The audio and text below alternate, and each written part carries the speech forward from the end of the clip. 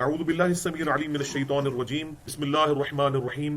نظر بد کے حوالے سے بھی اس کانٹیکسٹ میں 5 صحیح الاسناد احادیث انشاءاللہ ڈسکس کروں گا، اور 5 کی 5 ہی صحیح بخاری اور صحیح مسلم سے ہیں۔ پہلی حدیث صحیح بخاری اور مسلم کی متفق علیہ حدیث ہے، بخاری میں 5739، مسلم میں 5725، کہ آپ صلی اللہ علیہ وسلم نے ایک لڑکی کو دیکھا جس کا چہرہ زرد پڑ چکا تھا، تو آپ صلی اللہ علیہ وسلم نے ارشاد فرمایا اس لڑکی کو دم ڈلواؤ، اسے نظر لگی ہے۔ تو یہ حدیث بخاری اور مسلم دونوں میں موجود ہے، یعنی وہ چہرے کے آثار دے کر آپ صلی اللہ علیہ وسلم نے فرمایا کہ اس لڑکی کو لگتا ہے نظر لگ گئی ہے، اس کو دم کرواؤ۔ دوسری حدیث صحیح مسلم میں انٹرنیشنل نمبر کے مطابق 5732 ہے، کہ صحابہ کرام علیہم رضوان کہتے ہیں کہ ہم دور جاہلیت میں کچھ دم کیا کرتے تھے، اسی طریقے سے ہم پڑھ کر پھونکا کرتے تھے مختلف مریضوں کی شفا کے لیے۔ تو آپ صلی اللہ علیہ وسلم سے ریکویسٹ کی تو آپ صلی اللہ علیہ وآلہ وسلم نے ارشاد فرمایا مجھ پر اپنے دم پیش کرو زمانے جاہلیت کے جو اس وقت تم کرتے تھے، اگر ان میں شرک نہ ہو تو ان دموں کو کرنے میں کوئی حرج نہیں ہے۔ یعنی اس سے یہ بات پتہ چلی کہ دم کے لیے قرآن و سنت سے ہونا ضروری نہیں ہے، اس کے علاوہ بھی اگر کوئی دم موجود ہے قرآن و سنت کے عقائد سے وہ ٹکراتا نہ ہو،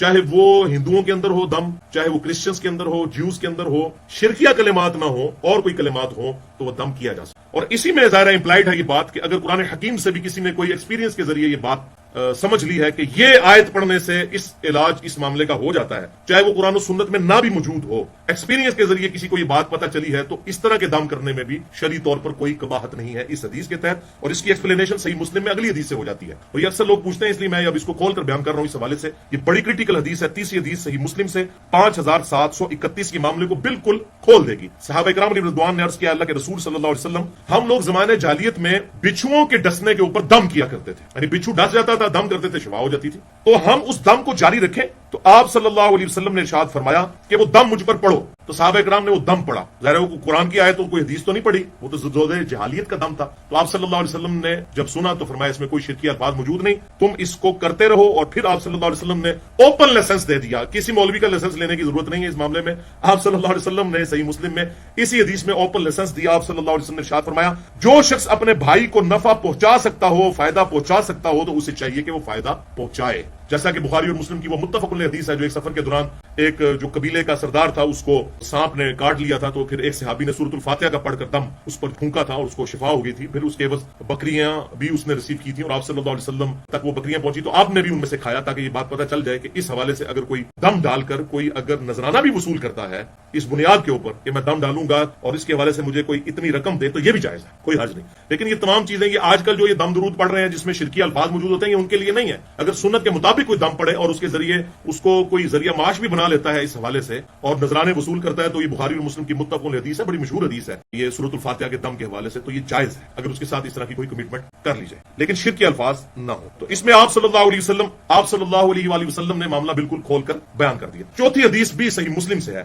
انٹرنیشنل نمبر کے مطابق 5702، کہ آپ صلی اللہ علیہ وسلم نے ارشاد فرمایا العین حق، نظر کا لگ جانا یہ حق بات ہے کہ ایسا ہو جاتا ہے، نظر لگ جاتی ہے۔ پھر آپ صلی اللہ علیہ وسلم نے ساتھ ہی ارشاد فرمایا اگر کوئی شے تقدیر پر بھی سبقت لے جاتی تو وہ نظر ہے، اور جب نظر لگ جائے اور کوئی شخص تم سے غسل کا مطالبہ کرے تو اس کے لیے غسل کر دیا کرو۔ اب یہ پورا معاملہ ہے، یہ غسل کرنا کیا ہے، وہ بخاری اور مسلم میں حدیثیں ملتی ہیں، الموطا امام مالک میں بھی ڈیٹیل کے ساتھ، کہ ایک صحابی تھے سیدنا سہل بن حنیف رضی اللہ تعالیٰ عنہ، ان کو نہاتے ہوئے دوسرے صحابی نے دیکھا، عامر بن ربیعہ رضی اللہ تعالیٰ عنہ نے۔ تو یہ سہل بن حنیف بڑے خوبصورت تھے، ان کا جسم جو ہے بڑا گورا چٹا تھا، تو عامر بن ربیعہ رضی اللہ تعالیٰ عنہ نے کہا کہ کتنا خوبصورت جسم ہے، ماشاء اللہ نہیں کہا، کوئی دعائے برکت نہیں دی بلکہ تعریف کی، بس وہ کیا تھا وہ منہ پہ گئے، فوراً ہی ایسی نظر لگی کہ وہ سخت تکلیف میں چلے گئے۔ تو آپ صلی اللہ علیہ وسلم کے پاس جب یہ بات پہنچی تو آپ نے بلا کے عامر بن ربیعہ کو ڈانٹا اور فرمایا کہ تم اپنے بھائی کو قتل کرنا چاہتے ہو، تمہیں تو یہ کہنا چاہیے تھا کہ اللہ تعالیٰ نے اسے برکت دی ہے، ماشاء اللہ، اس قسم کے الفاظ استعمال کرنے چاہیے تھے، اور یہ ہماری مسلمانوں کی ٹریڈیشنز ہیں، سبحان اللہ، الحمدللہ، انشاءاللہ، ماشاء اللہ۔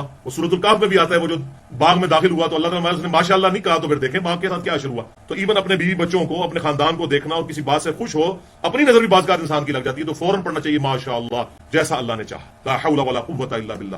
تو اس قسم کے کلمات اللہ کی طرف ان چیزوں کو منسوخ کرنا چاہیے، ورنہ نظر لگ جاتی ہے، یہ برحق ہے نظر کا لگ جانا۔ تو کتنے الفاظ زبردست ہیں، صحیح مسلم 5702، کہ اگر تقدیر پر بھی کوئی بات غلبہ پا لیتی، اگر یہ ہوگا تو نہیں لیکن اگر پا سکتی، تو یہ اتنی اسٹرانگ چیز ہے نظر کا لگ جانا۔ جب غسل کا مطالبہ کیا جائے تو غسل کرو، اور وہ میں واقعہ سنا رہا تھا جو آپ بخاری اور مسلم میں ہے، الموطا امام مالک میں بھی ڈیٹیل کے ساتھ ہے، مشکات میں بھی موجود ہے۔ تو سہل بن حنیف جو ہے ہوتے منہ ہی پہ گئے، ظاہر ہے کہ ان کو اتنی سخت نظر لگ گئی، تو آپ صلی اللہ علیہ وسلم نے عامر بن ربیعہ کو بلا کر فرمایا تم اپنے بھائی کو قتل کرنا چاہتے ہو، اس کے لیے برکت کی دعا کرتے، اگر تم نے اتنا اس کا خوبصورت جسم دیکھا تھا، تو آپ صلی اللہ علیہ وسلم نے پھر ان کے لیے علاج تجویز فرمایا کہ یہ عامر بن ربیعہ جس کی نظر لگی ہے یہ غسل کرے، اپنے ہاتھ پاؤں اور اپنا چہرہ یہ سب کچھ دھوئے یا وضو کرے، اور اس پانی کو ایک جو ہے برتن میں جمع کیا جائے، پھر اس پانی کے ساتھ وہ شخص غسل کرے کہ جس کو نظر لگی ہے۔ تو ایسا جب کیا گیا تو ان کی نظر اتر گئی، وہ بالکل ٹھیک ہو گئی۔ تو یہ وہ مسلم میں جو الفاظ ہیں، جب غسل کا مطالبہ کیا جائے تو غسل کر دینا چاہیے۔ تو آپ سے بھی پھر کوئی مطالبہ کر دیتا ہے کہ جی جناب غسل کرو، لگتا ہے تہاڈی نظر لگی ہے، تو پھر مطالبہ پورا کرنا ضروری ہو جائے گا اس حوالے سے۔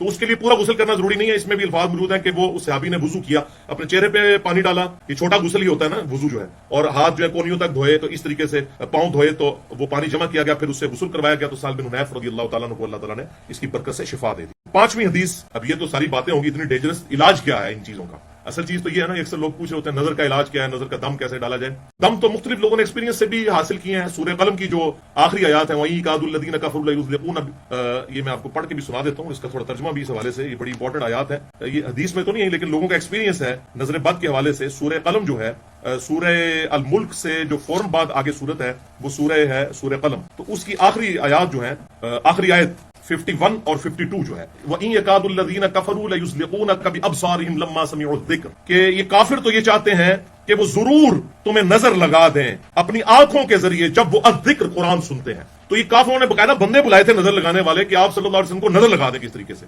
تو آپ صلی اللہ علیہ وسلم جب قرآن پڑھتے تھے تو وہ ایسے نظر سے دیکھتے رہتے تھے کہ حضور صلی اللہ علیہ وسلم کو کسی طریقے سے نظر لگ جائے تو یہ جو دعوت ہے رک جائے۔ اب ان کو کیا پتا تھا، وہ تو اللہ کے پیغمبر ہے، وہ تو اللہ کی حفاظت میں ہے۔ تو یہ وہ اس بات کا ذکر ہوا، تو اب لوگوں نے ڈسکوری کی کہ یہ نظر کے اوپر آیات نازل ہوئی ہیں تو یہ پڑھ کے پھونکے۔ تو اگر اس طرح کسی کا ایکسپیرینس ہوتا ہے کسی حوالے سے، تو آپ صحیح مسلم کی حدیث سن چکے ہیں، اور 5731 کہ اگر اپنے بھائی کو کوئی نفع پہنچا سکتا ہے اپنے ایکسپیرینس کے ذریعے کسی حوالے سے، تو ایون قرآن و سنت سے ہٹ کر بھی کوئی دم ہو، شرکیہ نہ ہو، تو وہ دم کر سکتے ہیں آپ، اس میں کوئی مسئلہ نہیں ہے۔ لیکن اگر اس دم کے اندر یا علی مدد، یا شیخ عبد القادر جیلانی مدد، اس قسم کے کوئی شرکیہ الفاظ ہیں تو وہ دم نہیں ہے، بھی وہ شیطنت ہے۔ یا کوئی دیوی کو پکارتا ہے اس کے اندر، یا کسی بت سے مدد مانگتا ہے، تو اس معاملے میں اگر کوئی شفا ہو بھی جاتی ہے وقتی طور کے اوپر، تو وہ دم کرنا جو ہے وہ حرام ہے۔ بعض اوقات انہی شیاطین کی طرف سے غلبہ ہو جاتا ہے، اور یہ اکثر اوقات شیاطین جب غلبہ کرتے ہیں تو کہتے ہیں فلاں جو ہے وہ جو ہے، خصوصاً انڈیا کے اندر ایسا ہوتا ہے، فلاں دربار پر لے جاؤ جہاں پر ان کا وہ سارا میلہ ٹھیلا لگا ہوتا ہے، تو لوگوں کو وہ جنات اتر جاتے ہیں۔ وہ بیسیکلی وہ شیاطین ہوتے ہیں جو لوگوں کا عقیدہ خراب کرنا چاہتے ہیں۔ ادھر بھی ہوتا ہے بعض اوقات، کہتے ہیں فلاں دربار پہ لے گئے کہ ٹھیک ہو گئے، اسی دربار تو شیطان آئے ہوتے ہیں، جن چڑھے ہوتے ہیں، اسی واسطے کہ لوگوں کو قرآن و سنت سے ہٹا کر اس طرح کے معاملات کیے جائیں۔ تو یہ اس میں آپ صلی اللہ علیہ وسلم کے واضح الفاظ ہیں صحیح مسلم کے اندر 5731 اور 5732 کہ ایسے الفاظ نہ ہوں جو شرکیاں ہوں، ادروائز وہ ایکسیپٹیبل نہیں ہوں گے، پھر وہ دم جو ہے پھر ایکسیپٹیبل نہیں ہوگا۔ ہاں شرکیہ نہ ہو تو چاہے قرآن و سنت میں نہ بھی ہو، یا ایون قرآن سے کوئی ایسا دم ہو جو آپ صلی اللہ علیہ وسلم نے تعلیم نہیں فرمایا لیکن کسی نے ایکسپیرینس سے لرن کیا ہے، تو وہ بھی کر سکتے ہیں۔ آپ صلی اللہ علیہ وسلم نے اجازت دے دی، میں نے مسلم شریف کی حدیث بتا دی ہے۔ تو یہ آیت وَإِن يَكَادُ الَّذِينَ كَفَرُوا لَيُزْلِقُونَكَ بِأَبْصَارِهِمْ لَمَّا سَمِعُوا الذِّكْرَ، اور یہ کافر کہتے ہیں کہ تو نظر لگا کے ضرور آپ صلی اللہ علیہ وسلم کو نظر لگا دیں گے، اس طرح آپ کو یہ آنکھیں پھاڑ کر دیکھتے ہیں جب آپ قرآن الذکر پڑھ رہے ہوتے ہیں۔ وَيَقُولُونَ إِنَّهُ لَمَجْنُونَ، اور کہتے ہیں کہ یہ تو مجنون ہے معاذ اللہ نبی، وَمَا هُوَ إِلَّا ذِكْرٌ لِلْعَالَمِينَ، اور یہ قرآن تو نہیں ہے مگر نصیحت تمام جہان والوں کے لیے۔ اور یہ جو ہے ضمیر آپ صلی اللہ علیہ وسلم کی طرف بھی لوٹ سکتی ہے کہ آپ صلی اللہ علیہ وسلم تو نہیں دعوت حق کرنے والے مگر سارے جہان والوں کے لیے۔ تو اللہ کی طرف سے آپ صلی اللہ علیہ وسلم اللہ کے ریپرزینٹیٹو بن کر آئے ہیں، ان کو نہیں نظر لگ سکتی۔ تو بعض لوگ یہ آیت بھی دم کر کے، لوگوں کا ایکسپیرینس ہے کہ نظر لگی ہو تو یہ پڑھ کر پھونکا جائے تو شفا ہو جاتی ہے۔ باقی یہ پانی کے اوپر آپ صلی اللہ علیہ وسلم نے پھونکے مارنے سے منع کیا ہے، ڈائریکٹ پھونک ماری جا سکتی ہے کسی بھی معاملے کے اندر۔ اگر کوئی پانی پہ بھی دم کرتا ہے تو اس کے لیے پھونک مارنا ضروری نہیں ہے، آپ سامنے پانی رکھ کے اگر کوئی دم پڑھ کر اور وہ پانی کسی کو دیتا ہے پینے کے لیے تو اس طرح کے معاملات کے اندر بھی کوئی حرج نہیں ہے، لیکن الفاظ شرکیہ نہیں ہونے چاہیے، یہ اس کے لیے شرط ہے۔ تو یہ پانچویں حدیث بخاری اور مسلم کی متفق علیہ حدیث ہے، جس میں دم جو بتایا گیا ہے آپ صلی اللہ علیہ وسلم کی طرف سے جو سنت دم ہے نظر بد سے بچنے کا۔ صحیح بخاری میں حدیث ہے اور سنن نبی داؤد میں ہے۔ بخاری میں 3371 انٹرنیشنل نمبر کے مطابق، اور سنن نبی داؤد میں 4737 کہ آپ صلی اللہ علیہ وسلم نے ارشاد فرمایا کہ تمہارے باپ ابراہیم علیہ السلام اپنے دو بیٹوں کو یعنی حضرت اسماعیل اور اسحاق کو ان کلمات کے ساتھ دم ڈالا کرتے تھے نظر بد سے بچنے کے لیے۔ اور ابو داؤد میں آگے الفاظ ہیں کہ میں بھی اپنے دو بیٹوں کو حسن اور حسین کو انہی الفاظ کے ساتھ دم ڈالتا ہوں جن الفاظ کے ساتھ ابراہیم علیہ السلام اپنے دو بیٹوں کو اسماعیل اور اسحاق کو دم ڈالتے تھے۔ آپ نسبت دیکھیں کہاں ملائی آپ صلی اللہ علیہ وسلم نے۔ حسن و حسین کے مقابلے کرتے ہیں لوگ، یزید کو لے کے آتے ہیں، یزید کو کیا ساروں کو اکٹھا کر لیں آپ جتنے آپ کے چاہنے والے ہیں، حسن و حسین کا مقابلہ نہیں ہو سکتا۔ تو آپ صلی اللہ علیہ وسلم نسبت کیا ملا رہے ہیں کہ اسماعیل اور اسحاق کو ابراہیم علیہ السلام اپنے دو بیٹوں کو دم کرتے تھے، اور میں اپنے دو بیٹے حسن و حسین کو انہی الفاظ کے ساتھ وہ نظر بد سے بچنے کے لیے دم ڈالتا۔ اعوذ بکلمات اللہ التامہ، من کل شیطان وہامہ ومن کل عین لامہ، میں اللہ کی پناہ مانگتا ہوں، اللہ کے کلمات تامہ کی پناہ مانگتا ہوں تمام شیاطین سے اور وہامہ اور تمام زہریلے جانوروں سے، ومن کل عین لامہ اور ہر اس آنکھ سے جو نظر لگا دیتی ہے، تکلیف پہنچانے والی آنکھ سے، نظر بد سے، میں اللہ تبارک و تعالیٰ کی پناہ مانگتا ہوں۔ یہ آپ خود پڑھیں اور اس کے بعد آپ پھونک دیں بچوں کے اوپر، اور اس طرح بھی ہوگا کہ آپ اس کو عربی لنگوسٹک کے اعتبار سے جو سنن نبی داؤد میں آتا ہے، اعیذکما، میں تم دونوں کو پناہ میں دیتا ہوں اے حسن و حسین، اعیذکما، اعیذکم ہوگا میں تم سب کو پناہ دیتا ہوں، یہ عربی لنگوسٹک کے اعتبار سے۔ تو اگر سارے بیوی بچوں ماں باپ سب پہ دم ڈالنا ہے تو آپ کہیں گے اعیذکم بکلمات اللہ التامہ من کل شیطان وہامہ ومن کل عین لامہ، ٹھیک ہے، یہ تا آتے ہیں تو یہ وقف ہوں گے، اعوذ بکلمات اللہ التامہ، یہ تا ہے گول تو ہا بن جائے گی، من کل شیطان وہامہ ومن کل عین لامہ۔ تو یہ الفاظ ہیں جو صحیح بخاری 3371 اور سنن نبی داؤد 4737 نمبر حدیث کے اندر الحمدللہ آئے ہیں۔ بہرحال اس حوالے سے یہ بات یاد رکھیں بھائیوں کہ یہ جتنے بھی اس قسم کے اذکار ہیں، سنت اذکار، اس کے علاوہ بھی ہیں، میں آج انشاءاللہ کچھ بتا بھی دیتا ہوں مزید۔ اگر کسی کو یہ دعا یاد نہیں تو اور دعائیں جو ہماری پریکٹس کے اندر موجود ہیں وہ دعائیں بھی اگر ہم مانگیں تو انشاءاللہ اس کی برکت سے اللہ تعالیٰ اس قسم کی مشکل اور پریشانیاں دور کر دیتا ہے۔ بہرحال اس کو آپ سمجھ لیں، میڈیکل کی فیلڈ کے اندر بھی دو طرح کے علاج ہوتے ہیں، ایک کو ہم کہتے ہیں پریونٹیو علاج، حفاظتی علاج، جیسے یہ ویکسین ہے، کسی بیماری سے بچنے کے لیے ویکسین لگائی جاتی ہے، یعنی بیماری ہونے سے پہلے ہی ویکسینیشن کی جائے، اس کو ہم کہتے ہیں پریونٹیو ٹریٹمنٹ۔ ہماری انجینئرنگ کی فیلڈ میں بھی اس قسم کے پریونٹیو علاج کیے جاتے ہیں مشینوں کے، مثلا مشین کو تیل دینا، یہ تیل کیوں دیا جاتا ہے؟ پریونٹیو مینٹیننس کے طور پر، تاکہ ایسا نہ ہو کہ تیل دیں گے تو ظاہر ہے اس تیل کی وجہ سے وہ پرزے ذرا دیر سے گھسیں گے۔ آپ موٹر سائیکل کے چین کو بھی تیل دیتے ہیں، تو یہ پریونٹیو مینٹیننس کہلاتی ہے کہ مصیبت پڑنے سے پہلے ہی آپ اس کو پریونٹ کریں۔ تو اکثر قرآن و سنت کے جو علاج ہیں یہ پریونٹیو مینٹیننس ہے، علاج ہے، اس اعتبار سے کہ آپ سنت اذکار پڑھیں اور اس کی برکت سے اللہ تعالیٰ آپ کو محفوظ رکھے گا۔ وہ میں اذکار انشاءاللہ بتا بھی دیتا ہوں آپ کو۔ اور دوسرا علاج ہے کیوریٹو، کہ اب ایک کسی پہ مصیبت ٹوٹ پڑی ہے اور اب آپ نے اس کا علاج کرنا ہے۔ اب ظاہر ہے پریونٹیو علاج اس میں اس طریقے سے کارگر ثابت نہیں ہوگا، یہ بات یاد رکھیے گا۔ جیسے میڈیکلی بھی پریونٹیو علاج تو اس وقت تک ہے جب تک بیماری لگے نا، جب بیماری لگ جائے تو ظاہر پھر آپ کو کیوریٹو علاج کروانا پڑے گا، اس کا علاج کرنا پڑے گا۔ اور اس حوالے سے بسا اوقات کسی عامل کے پاس بھی لے کے جانا پڑ جاتا ہے، کسی کو جنات کی شکایت ہو یا کوئی اسی طریقے سے بعض اوقات جنات انسان کے اندر حلول بھی کر جاتے ہیں، یہ بھی بخاری اور مسلم سے ثابت ہے، کسی کے اوپر جنات کا غلبہ بھی ہو جاتا ہے، قرآن میں بھی آیا ہے کہ جنات بعض لوگوں پر اترتے ہیں۔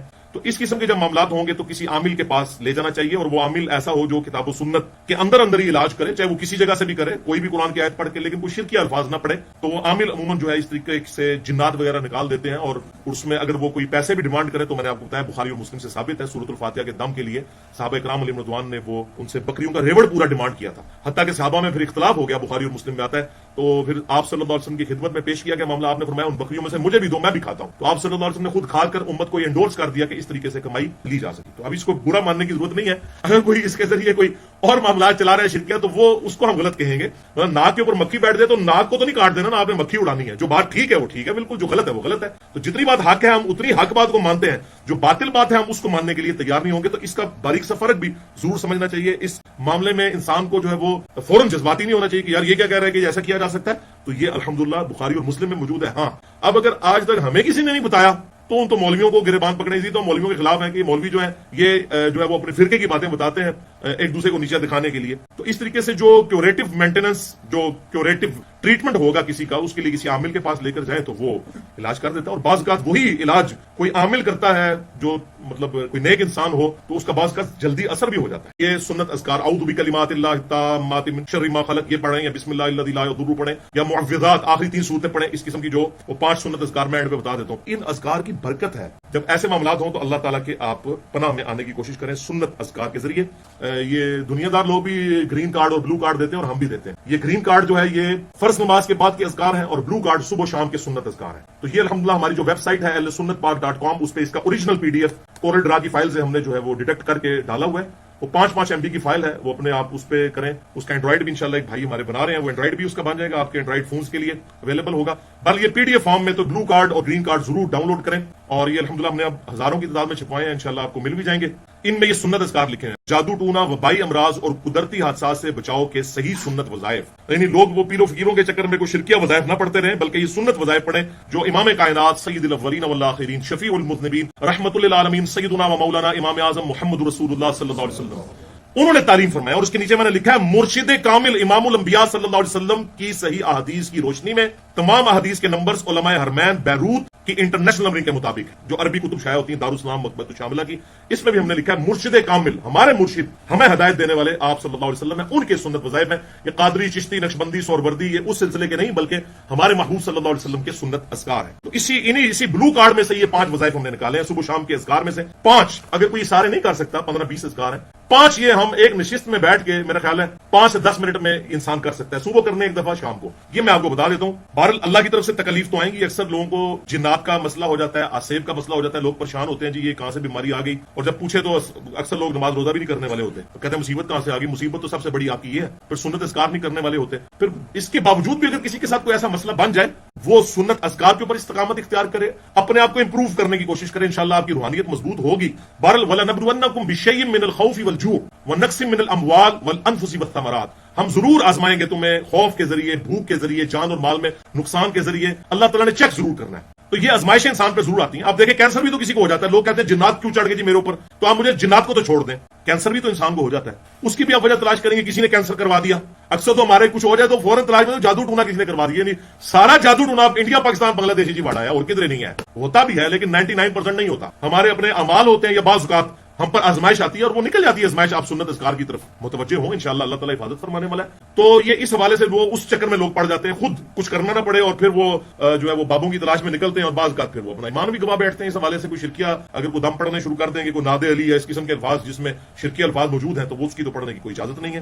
تو اس طریقے سے جس طرح جراثیم کے ذریعے انسان کو دنیاوی طور پر ہیپاٹائٹس اے بی سی یا اسی طریقے سے کینسر کا مرض ہو جاتا ہے, اسی طریقے سے روحانی امراض بھی ہوتے ہیں انسان کو. کبھی آسیب کا سایہ ہو جانا, کوئی جنات کا گھس جانا کسی بندے کے اندر, یا جادو ٹونا کا ہو جانا, لیکن اس کا علاج ہمارے محبوب صلی اللہ علیہ وسلم نے تعلیم فرمایا ہوا ہے. بہرحال یہ کہنا کہ جی وہ بندش ہو جاتی ہے, کوئی رزق بند کر پائی, کسی کا کوئی رزق بند نہیں کر سکتا, یہ معاملات یاد رکھ. بلکہ یہ آخر میں 5 وظائف آپ سن لیں, یہ وہ وظائف ہیں جو انشاءاللہ ہم آسانی سے کر سکتے ہیں, کیونکہ یہ ہمیں یاد بھی ہیں. تو کم از کم یہ 5 وظائف آپ یاد رکھیں. اگر وہ دعا یاد بھی نہیں ہے, اعوذ بکلمات اللہ التامہ من کل شیطان وہامہ ومن کل عین لامہ, وہ یاد نہ بھی ہو, یہ اذکار ہمیں یاد ہیں, یہ بہت پاورفل ہیں, اور ان میں سے بعض اذکار تو اس سے بھی زیادہ پاورفل ہیں الحمدللہ. پہلا وظیفہ سن لیں, آیت الکرسی کا وظیفہ, سورۃ البقرہ کی آیت نمبر 255, جس کے بارے میں صحیح بخاری میں انٹرنیشنل نمبر کے مطابق 2311 نمبر حدیث ہے کہ آپ صلی اللہ علیہ وسلم نے اس بات کو انڈورس کیا جب شیطان انسانی شکل میں حضرت ابو ہریرہ کے پاس آیا رضی اللہ تعالیٰ عنہ. بڑی ڈیٹیل حدیث ہے. اینڈ پہ اس نے ایک وظیفہ بتایا حضرت ابو ہریرہ کو, اور کہا کہ اے ابو ہریرہ, اگر تم رات کو سونے سے پہلے آیت الکرسی سورۃ البقرہ کی آیت نمبر 255 پڑھ لو گے, اللہ لا الہ الا هو الحی القیوم وهو العلی العظیم تک, تو پوری رات اللہ تعالیٰ کی طرف سے ایک فرشتہ تمہاری حفاظت پر معمور ہو جائے گا. فرشتے کو پکارنا نہیں, پکارنا اللہ کو ہے, اللہ معمور کر دے گا. فرشتے کو پکار نہیں سکتے, پکارنا اللہ ہی کو. تو یہ شیطان نے وظیفہ دیا اور اپنی جان چھڑائی. تو آپ صلی اللہ علیہ وسلم کی خدمت میں حضرت ابو ہریرہ آئے, تو آپ صلی اللہ علیہ وسلم نے فرمایا کہ وہ ہے تو جھوٹا تھا, انسانی شکل میں آیا, وہ شیطان تھا. ابو ہریرہ تجھے پتہ نہیں چلا, لیکن بات اس نے سچی کی. تو اسی حدیث کے تحت لوگ کہتے ہیں کہ اگر شیطان بھی اگر اچھی بات کرے جو کتاب و سنت سے انڈورس ہو تو لے لینی چاہیے, لیکن یہ بات کرنا آسان ہے. ہماری کوئی حدیث ہم بیان کرتے ہیں بخاری مسلم سے, تو لوگ کہتے ہیں یہ حدیثاں تے آنے پر بیان نہیں کرنی چاہیے. ویسے کہتے ہیں شیطان کو بھی لے لو, خدا نہ شیطان کو تسی لے لیندے ہو, تو بخاری مسلم کو میں تو نہیں لکھی ہے, یہ تو کہتے ہیں حدیثیں بیان نہیں کرنی چاہیے. تو خدا کے لیے آپ اس بات کو سمجھے کہ یہ تمام کی تمام چیزیں احادیث میں آئیں, تو شیطان بھی اگر صحیح بات کرتا ہے تو آپ اسے لے لیں, اس میں کوئی حرج نہیں ہے. بات تو قرآن و سنت کی وہ لے لینی چاہیے, اس میں کوئی جھگڑا نہیں کرنا چاہیے. تو یہ پہلا وظیفہ ہے کہ آیت الکرسی رات کو پڑھیں, انشاءاللہ صبح تک حفاظت ہوگی. اور المستدرک الحاکم میں بھی, جامعہ ترمذی میں بھی حدیث ہے انٹرنیشنل نمبر کے مطابق 2880. یہ صحت کے اعتبار سے تو مضبوط نہیں ہے, لیکن اس کو سپورٹو ہے صحیح بخاری کی حدیث کو میں اس لیے بیان کر دوں کہ جو صبح کے وقت آیت الکرسی پڑھتا ہے شام تک اللہ کی حفاظت میں رہتا ہے, جو شام کو پڑھ لیتا ہے صبح تک رہتا ہے حفاظت میں. تو شام سے صبح تک تو یہ بخاری سے ثابت ہو گیا 2311. تو صبح والا سائملٹینیس کنٹراسٹ بھی امپلائڈ ہے اس کے اندر. آیت الکرسی کا وظیفہ صبح اور شام کتنی دفعہ؟ ایک دفعہ. کوئی مشکل کام ہے؟ ویسے آپ نے فجر کے بعد بھی ایک دفعہ پڑھ لیا تب بھی ٹھیک ہے. وہ سنن نسائی الکبریٰ کے اندر صحیح سند کے ساتھ یہ حدیث موجود ہے کہ آپ صلی اللہ علیہ وسلم نے فرمایا, سنن نسائی الکبریٰ میں 9928 نمبر حدیث ہے انٹرنیشنل نمبر کے مطابق کہ جو فرض نماز کے بعد آیت الکرسی پڑھے گا مرتے ہی جنت میں داخل ہو جائے گا. لیکن نماز پڑھے بغیر تو نہیں جان چھوڑتی, نماز پڑھنے کے بعد پڑھے گا, خالی آیت الکرسی پڑھنے سے جنت میں نہیں جائے گا. تو آیت الکرسی وہ ہم جو فجر کے بعد ایک دفعہ پڑھ لیتے ہیں وہ بھی ہو جاتی ہے اس حوالے سے. اگر ہم اہتمام کے ساتھ پڑھ لیں گے, زیادہ سے پڑھ لیں تو زیادہ بہتر ہے. دوسرا وظیفہ, یہ اکثر لوگ کہتے ہیں تعویذ لے کے آئے نا پیر صاحب کو, تعویذ بڑے کام کا تعویذ. وہ تعویذ کو ہم بھی مانتے ہیں, لیکن سنت تعویذ. تعویذ کیا کہتے ہیں؟ پناہ دینے والی. اعوذ بکلمات اللہ, میں اللہ کی پناہ میں آتا ہوں. تعویذ کیا ہوتا ہے؟ پناہ دینے والی چیز. تو ہم سنت تعویذ کو مانتے ہیں، اور سنت تعویذ آپ صلی اللہ علیہ وسلم نے خود تعلیم فرمایا. صحیح بخاری میں حدیث ہے انٹرنیشنل نمبر کے مطابق 5017 نمبر، اور سنن ابی داؤد میں 5082 نمبر، کہ آپ صلی اللہ علیہ وسلم نے ارشاد فرمایا کہ معوذات، 3 پناہ دینے والی صورتیں، 3 تعویذ معوذات، ایک ہے معوذتین، وہ 2 بن جاتے ہیں، قل اعوذ برب الفلق اور قل اعوذ برب الناس، لیکن یہاں الفاظ ہیں بخاری میں معوذات، 3 پناہ دینے والی صورتیں. یہ اگر کوئی پڑھ لے تو یہ 3 صورتیں شیطان، جنات اور جادو کے خلاف اللہ کی پناہ میں آنے کا ذریعہ ہے. یہ تعویذ ہیں یہ 3 صورتیں. اور بخاری میں 5017 نمبر حدیث اسی کانٹیکسٹ میں موجود ہے کہ آپ صلی اللہ علیہ وسلم معوذات رات کو سونے سے پہلے 3 دفعہ پڑھتے تھے. 3 دفعہ سورہ اخلاص، 3 دفعہ سورہ فلق، اور 3 دفعہ سورۃ الناس. آخری 3 صورتیں معوذات، 3 پناہ دینے والی 3 تعویذ. اب مجھ سے کوئی پوچھتا ہے تعویذ میں مننے ہیں جناب، تعویذ کیوں نہیں؟ 3 تعویذ پڑھ کے 3 دفعہ آپ صلی اللہ علیہ وسلم ہاتھوں کو پھونک کے اپنے پورے جسم پہ جہاں تک ہاتھ پہنچتا تھا آپ صلی اللہ علیہ وسلم دم کیا کرتے تھے. یہ ہے سنت دم. دم کو بھی ہم مانتے ہیں. اور قربان جو حضرت عائشہ کے الفاظ ہیں اسی حدیث میں کہ جب حضور بیمار ہو گئے تو میں یہ صورتیں پڑھا کرتی تھی، پڑھ کے آپ کے ہاتھوں پر پھونک کے آپ کے ہاتھوں کو ہی آپ کے جسم پہ پھیرا کرتی تھی، اپنے ہاتھوں کو نہیں. ظاہر ہے وہ تو مبارک ہاتھ ہے. تو حضرت عائشہ پڑھتی تھی، حضور صلی اللہ علیہ وسلم کو دم ڈالتی تھی، لیکن دم ڈالنے کے بعد حضور کے ہاتھوں پر پھونک کے حضور کے ہاتھوں کو ہی حضور کے جسم پر صلی اللہ علیہ وآلہ وسلم پھیرا کرتی تھی. تو یہ بہترین تعویذ ہے. تو یہ تعویذ کے حوالے سے بھی سمجھ لیں، تعویذ لٹکانا جو ہے گلے کے اندر قرآنی سورت کا یا قرآنی آیت کا، اس کا ثبوت آپ صلی اللہ علیہ وسلم سے نہیں ملتا، صحابہ کرام علیہم رضوان سے نہیں ملتا. ایک صحابی کا ملتا ہے لیکن وہ روایت ضعیف ہے. وہ سنن ابی داؤد سے اور مسند امام احمد سے پیش کی جاتی ہے کہ عبداللہ بن عمرو بن عاص رضی اللہ تعالیٰ عنہ جو بڑے بچے تھے ان کو دم ڈالا کرتے تھے، اور چھوٹے بچے جو پڑھنا نہیں جانتے تھے ان کے گلے میں تختی لٹکا دیتے تھے، اعوذ بکلمات اللہ التامات من شر ما خلق، یہ لکھ کر. وہ آگے آ بھی جائے گا، یہ وظیفہ بھی ہے اس میں. تو یہ روایت پکی ضعیف ہے. اس میں محمد بن اسحاق مدلس ہیں اور ان سے روایت کر رہے ہیں، اور محمد بن اسحاق تدریس کر رہے ہیں. لیکن جو حنفی ہمارے بھائی ہیں بریلوی اور دیوبندی، ان کے نزدیک تو محمد بن اسحاق مردود راوی ہیں، حالانکہ ہمارے نزدیک یہ ثقہ راوی ہیں، انس بن مالک کے شاگرد ہیں. یہی وہ تابعی ہیں جن سے وہ روایت ہے سنن البیہقی کے اندر، دلائل النبوہ امام بہقی کی کتاب میں، کہ آپ صلی اللہ علیہ وسلم 12 ربیع الاول کو پیدا ہوئے. یہ وہ ہیں. تو یہ محمد بن اسحاق جو ہے اہل سنت کے امام ہے. سیرت ابن ہشام ہو یا سیرت ابن اسحاق ہو، جو سیرت کی پہلی کتاب ہے، یہ محمد بن اسحاق راوی ہیں، تابعی، انس بن مالک کے شاگرد ہیں یہ رضی اللہ تعالیٰ عنہ، لیکن تدریس کر رہے ہیں. 12 حنفیوں کے نزدیک تو یہ راوی ایکسیپٹیبل نہیں، تو وہ پھر بھی یہ جعلی روایت پیش کر رہے ہوتے ہیں. ہمارے نزدیک بھی روایت ضعیف تدریس کی وجہ سے، وہ راوی سکھا ہے لیکن ان سے روایت کر رہے ہیں. بہرحال ان کے نزدیک تو یہ راوی ایکسیپٹیبل نہیں، پھر بھی لوگ وہ عبداللہ بن عمر بن عاص تختی لٹکاتے تھے. تو یہ بھائی ایک ہی روایت تھی، یہ ثابت نہیں ہے. البتہ تابعین سے ثابت ہے کہ وہ قرآنی آیات کے تعویذ لکھ کر گلے میں لٹکایا کرتے تھے بچوں کے، اور اسی سے امام ابن تیمیہ نے بھی یہ مسئلہ لیا اور اپنے فتاوی میں لکھا. تو بھائی ہمارے نزدیک جو چیز آپ صلی اللہ علیہ وسلم اور آپ کے صحابہ سے ثابت نہیں ہے، ہم اس کو ایکسپٹ کرنے کے لیے تیار نہیں ہے ایز اے اس کو امت میں پھیلانے کے اعتبار سے. البتہ اگر کوئی یہ کرتا ہے کہ قرآنی آیت کا تعویذ لکھ کر گلے میں لٹکاتا ہے، تو اس کو تو نہ ہم بدعت کہتے ہیں، نہ شرک کہتے ہیں، نہ حرام کہتے ہیں. یہ فتویٰ نہیں لگ سکتا. اور یہ جو حدیثیں پیش کرتے ہیں جس نے تعویذ لٹکایا وہ اس نے شرک کیا، وہ تعویذ کی طرف ہو گیا، یہ آپ صلی اللہ علیہ وسلم نے ان تعویذات کے بارے میں فرمایا جو شرکیہ تعویذ اس وقت لکھے جاتے تھے. آپ تو مسلم شریف کی حدیث نہیں سن چکے؟ 5732 اور 5731 کے اپنے دور جاہلیت کے دم بھی مجھ پر پیش کرو. اگر ان میں بھی شرک نہیں تو ان کو بھی کرتے رہو. تو یہ کیسے ہو سکتا ہے کہ آپ صلی اللہ علیہ وسلم جو دم کی اجازت دے رہے ہیں اور وہ تعویذ نہ لٹکانے، وہ شرکیہ تعویذ ہوتے تھے جن کو آپ صلی اللہ علیہ وسلم نے لٹکانے سے منع کیا. ورنہ کسی مسلمان کی جرت ہے کہ قرآن کی آیت لکھ کے وہ کسی کے گلے میں لٹکائے تو آپ اس کو کہیں کہ اس نے شرک کیا؟ آپ چلے بہت سخت ہیں تو بدعت کہہ سکتے ہیں کہ یہ ثابت نہیں ہے، تو آپ بدعت کہتے ہیں. ہم تو بدعت بھی نہیں کہتے کیونکہ تابعین سے ثابت ہے. تو جو چیز تابعین سے ثابت ہو اور اس معاملے میں کوئی اختلاف نہ پایا جاتا ہو تو ہم اس کے اوپر کوئی فتویٰ نہیں لگاتے. یہ تو کتاب و سنت کا الحمدللہ منہج اور سلف کا فہم ہے. اس حوالے سے میں نے آپ کو کلیئر کر دیا. البتہ یہ جو بسم اللہ کے 786 حرف لکھے ہوئے ہیں، محمد کے 92 رکھے ہوئے ہیں، اللہ کے 66 رکھے ہوئے ہیں، یہ حروف ابجد، اور ان کے تعویذ لکھنا، یہ تو قطعاً کسی صورت ہی ثابت نہیں ہے. اور یہ تو قرآن پاک کے ساتھ بالکل انہوں نے مذاق بنایا ہوا ہے، اور الٹا یہ تعویذ لکھ کر جو ہے وہ روٹی روزی چلا رہے ہیں. اس طرح کے معاملات کرنے کی بھائی اسلام میں کوئی اجازت نہیں ہے. بالکل قرآن حکیم کی تعریف ہے. اس طریقے سے حروف ابجد کو ہم مانتے ہیں. اگر کوئی حروف ابجد کے اعتبار سے کوئی چیز لکھتا ہے لیکن اس کے اثرات اگر کہیں کہ آپ وہ عربی کی وہ عبارتوں والے ہیں تو اس قسم کے یہ اثرات نہیں ہوتے ہیں، نہ اس کی کوئی گنجائش ہے. تعویذ لٹکانے کے اعتبار سے میرا اپنا پوائنٹ آف ویو یہ ہے کہ دیکھیں شہد کے چاٹنے میں ہی شفا ہوگی نا. سورۃ النحل میں آیا کہ شہد میں شفا ہے، تو آپ کوئی شہد کی بوتل گلے میں لٹکا لے کہ جی قرآن میں آیا شہد میں شفا ہے. تو شہد سے شفا حاصل کرنے کا طریقہ بھی آپ صلی اللہ علیہ وسلم نے سکھایا. جو بخاری مسلم میں آتا ہے ایک صحابی کا پیٹ خراب ہو گیا، آپ نے فرمایا اسے شہد دو. وہ بھائی آیا کہ جی اور خراب ہو گیا، فرمایا کہ اللہ کا قرآن سچا ہے، تیرا بھائی جھوٹا ہے، دوبارہ شہد دے. 2-3 دفعہ دیا تو شفا ہوگی. تو یعنی کہ وہ یقین نہیں تھا نا بھی اس کا بنا ہوا. اس حوالے سے یقین بنے گا تو پھر شفا ہوگی نا. یقین بھی ضروری ہوتا ہے، یہ بھی یاد رکھیں. صرف یہ دم درود جو ہے نا، یہ زور نہیں لگاتے جب تک آپ کا یقین پیچھے نہیں ہے. یقین ہوگا تو پھر زور لگے گا. وہ عزیمت ہوتی ہے نا. اسی لیے عامل ہوتا ہے، پرہیزگار شخص ہوتا ہے، اس کا پڑھنا اور عام بندے کے پڑھنے میں فرق ہے۔ احمد بن حنبل رحمہ اللہ کے بارے میں آتا ہے، لوگ ان کے پاس لوگوں کو لے جاتے تھے تو وہ جب ایک دفعہ جن کو کہتا نکل جاتا وہ نکل بھی جاتا تھا، تو اس طرح کے معاملات بھی ہو جاتے تھے۔ عظیمت ہوتی ہے ایک پرہیزگار شخص کی۔ تو بہرحال میرا اس میں پوائنٹ آف ویو یہ ہے کہ جیسے شہد کی بوتل نہیں گلے میں لٹکائی جا سکتی، لٹکا سکتا ہے کوئی کہے گا لٹکائیں، ہم کہیں گے شہد کو چاٹے تب شفا ہوگی، تو طریقہ بتایا۔ تو قرآن میں جو شفا آئی، سورہ بنی اسرائیل میں آیا کہ قرآن میں شفا ہے، سورہ یونس میں آیا کہ شفا ہے، اس شفا کو حاصل کرنے کا طریقہ تو بتا دیا۔ یہ 3 تعویذ ہیں معوذات، 3 پناہ دینے والی صورتیں، قل هو اللہ احد اور قل اعوذ برب الفلق اور قل اعوذ برب الناس، یہ پڑھ کر پھونکے، یہ ہمارے ان اذکار میں موجود ہے۔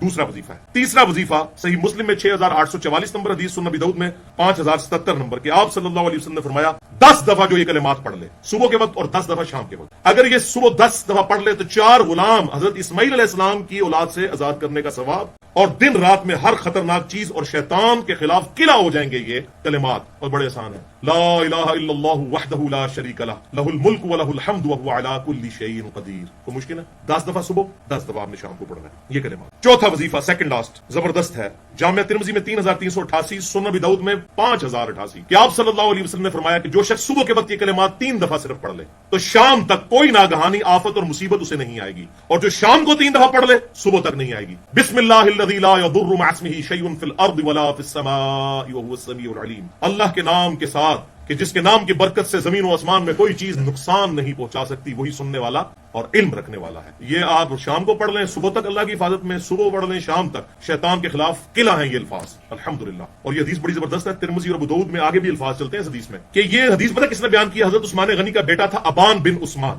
اس نے یہ حدیث بیان کی ایک تبع تابعی کو۔ تو اس تبع تابعی نے جب یہ حدیث سنی تو بڑے غور سے ابان کو دیکھا، کیونکہ حضرت ابان جو تھے رحمہ اللہ ان پہ فالج کا اٹیک ہوا تھا، ان کے جسم پہ راشا تھا، تو انہوں نے کہا یہ حضرت مجھے تو وظیفہ بتا رہے ہیں، خود تو اتنی بڑی مصیبت میں پڑے ہوئے ہیں کہ ان کے اوپر فالج گر گیا ہوا ہے۔ حضرت ابان نے فرمایا اللہ کی قسم میں نے عثمان اپنے باپ پر جھوٹ نہیں باندھا، یہ وظیفہ جو تمہیں بتا رہا ہوں جس دن مجھ پر یہ فالج کا اٹیک ہوا اس دن میں یہ صبح وظیفہ پڑھنا بھول گیا تھا، اس لیے تم پر یہ مجھ پر ناگہانی آفت دیکھ رہے ہو کہ میں خود بھول گیا تھا بسم اللہ الذی لا یضر پڑھنا۔ آپ یقین دیکھیں ان کا کتنا لوگ کہتے ہیں میں وظیفہ نہیں پڑھا اس واسطے میں کام پہ گیا، تو منو اینج نہ ویکھ تو کہ بھئی آپ پہ تے فالج کا اٹیک ہے تے سانوں کا وظیفہ دس دے، کوئی مصیبت نہ ہے تے سب تو بڑی مصیبت پئی ہوئی ہے، سب سے بڑی مصیبت تو آپ پہ پڑی ہے کہ آپ پر یہ فالج کا اٹیک ہوا، تو مجھے ایسے مت دیکھو میں اس دن یہ وظیفہ کرنا بھول گیا تھا۔ آپ یقین دیکھیں کس لیول کا یقین تھا۔ یہ جامعہ ترمذی 3388 اور سنن ابی داؤد 5088 نمبر حدیث میں یہ آگے بھی یہ الفاظ موجود ہیں کہ ابان رحمہ اللہ نے وہ بات بتا دی کہ بھئی میں اس دن یہ وظیفہ پڑھنا بھول گیا تھا اور کوئی مسئلہ نہیں تھا، یعنی اگر میں نے یہ وظیفہ پڑھا ہوتا تو میرے ساتھ ایسا معاملہ نہ ہوتا۔ یہ تھا ان کا یقین اس حوالے۔ تو یقین میں نے کہا کہ یقین ہوگا تب وظیفہ رنگ لائے گا، ادروائز اگر یقین نہیں ہوگا پھر وظیفہ بھی کوئی کام کرنے والا نہیں ہے۔ بہرحال یہ بھی نہیں ہو سکتا کہ آپ یہ وظیفہ پڑھ کے تو بسم اللہ الرحمن الرحیم پڑھ کے تو ساکٹ میں 2 انگلیاں ڈال دیں، یہ نہیں ہوگا۔ یہی قرآن نے کہیں گارنٹی دی ہے کہ آپ جب خود اپنے اوپر مصیبت طاری کریں گے تو مصیبت آپ کے اوپر نہیں آئے گی، آئے گی انشاءاللہ، بجلی لگے گی، آپ جل جائیں گے، ختم بھی ہو سکتے ہیں، یہ ہوگا ایسے۔ یہ قرآن نے نہیں کہا کہ آپ نے ٹیسٹ کرنا ہے اس کو، موت کو کوئی وظیفہ نکال، یعنی اگر کسی کی اس بیماری میں موت لکھی ہوئی ہے نا، اس بیماری میں موت، پھر یہ وظیفہ اثر نہیں کرے گا کیونکہ موت تو اٹل ہے، وہ تو ڈیفائن ہے، وہ تو قرآن میں آیا ایک لمحہ نہ آگے نہ پیچھے۔ اگر کسی بیماری نے آپ کو موت کے دروازے تک لے کر جانا ہے پھر وہ اس وظیفے سے نہیں ٹلے گی، تو یہ بھی ذرا ذہن میں رکھنا ہے اس حوالے سے، ورنہ کوئی کہ جی موت بھی تو بہت بڑی مصیبت ہے، وہ ٹل جائے تو موت نہیں ٹل سکتی۔ اب آخری وظیفہ سن لیں آپ، صحیح بخاری میں 3371 نمبر، اعوذ بکلمات اللہ التامہ من کل شیطان وہامہ ومن کل عین لامہ، اس کی بجائے اگر یہ وظیفہ آپ بچوں میں پڑھ کے پھونک دیں تو یہ بھی زبردست ہے۔ صحیح مسلم میں حدیث ہے انٹرنیشنل نمبر کے مطابق 6880، ایک شخص کو بچھو کاٹ گیا رات کے وقت، تو آپ صلی اللہ علیہ وسلم نے فرمایا اگر تو شام کو یہ پڑھ لیتا نا اعوذ بکلمات اللہ التامات من شر ما خلق، میں اللہ تعالیٰ کے کلمات تامہ کی پناہ میں آتا ہوں ہر اس چیز کے شر سے جو اللہ تعالیٰ نے پیدا کی ہے، تو تجھے کبھی بھی بچھو کا ڈنک اثر نہ کرتا۔ 3 دفعہ یہ پڑھ لیتا تو یہ شام کو پڑھیں، اور اسی میں امپلائڈ ہے صبح کو پڑھیں تو شام تک کوئی اثر نہیں ہوگا کسی بھی زہریلے جانور کا۔ تو اب یہ 5 وظیفے جو ہے میں نے الحمدللہ سنت وظائف اس بلو کارڈ سے علیحدہ کر کے یہ خود آپ ضرور کریں، اگر باقی نہیں کر سکتے میں ان کو پھر رپیٹ کر دیتا ہوں۔ پہلا وظیفہ آیت الکرسی کا وظیفہ صبح اور شام 1 دفعہ، دوسرا وظیفہ معوذات کا، 3 پناہ دینے والی صورتیں، آخری قرآن کی 3 صورتیں، سورۃ الاخلاص، سورۃ الفلق اور سورۃ الناس، 3 دفعہ رات کو سونے سے پہلے جسم پہ دم کرنا ہے اور 3 دفعہ صبح کے وقت پڑھنی ہے، اور ہر فرض نماز کے بعد بھی پڑھنا ثابت ہے، فرض نماز کے اذکار میں گرین کارڈ میں آپ دیکھ لیجیے گا۔ تیسرا وظیفہ جو ہے وہ روزانہ 10 دفعہ پڑھنا ہے صبح کے وقت، لا الہ الا اللہ وحدہ لا شریک لہ، لہ الملک ولہ الحمد وہو علی کل شیء قدیر، اور 10 دفعہ شام کو۔ شیطان اور جنات کے اگینسٹ اللہ تعالیٰ کی حفاظت ہوگی اور مضبوط قلعے میں آ جائیں گے۔ چوتھا وظیفہ صبح اور شام 3 دفعہ، بسم اللہ الذی لا یضر مع اسمہ شیء فی الارض ولا فی السماء وهو السمیع العلیم، اور 5واں وظیفہ صبح اور شام 3 دفعہ۔ ویسے حدیث میں شام کا ذکر ہے، صبح کا نہیں آیا، وہ اسی میں امپلائڈ ہے اجتہاداً، اعوذ بکلمات اللہ التامات من شر ما خلق. تو یہ اس کا ترجمہ بھی لکھا ہوا ہے گرین کارڈ پہ، بلو کارڈ پہ بھی. جادو ٹونا، وبائی امراض اور قدرتی حادثات سے بچنے کے صحیح سنت وظائف. اللہ تعالیٰ سے دعا ہے جو حق بات میں نے کہی اللہ تعالیٰ ہمارے دلوں میں راسخ فرمائے. اگر جس بات میں میرے منہ سے کوئی غلط بات نکل گئی تو اللہ تعالیٰ ہمارے دلوں سے معاف کر دے. ہمیں کتاب و سنت کی تعلیمات پر عمل کر کے دوسرے بھائیوں تک پہنچانے کی توفیق عطا فرمائے. سبحانک اللہم و بحمدک، اشہد ان لا الہ الا انت، استغفرک و اتوب الیک، وما علینا الا البلاغ المبین.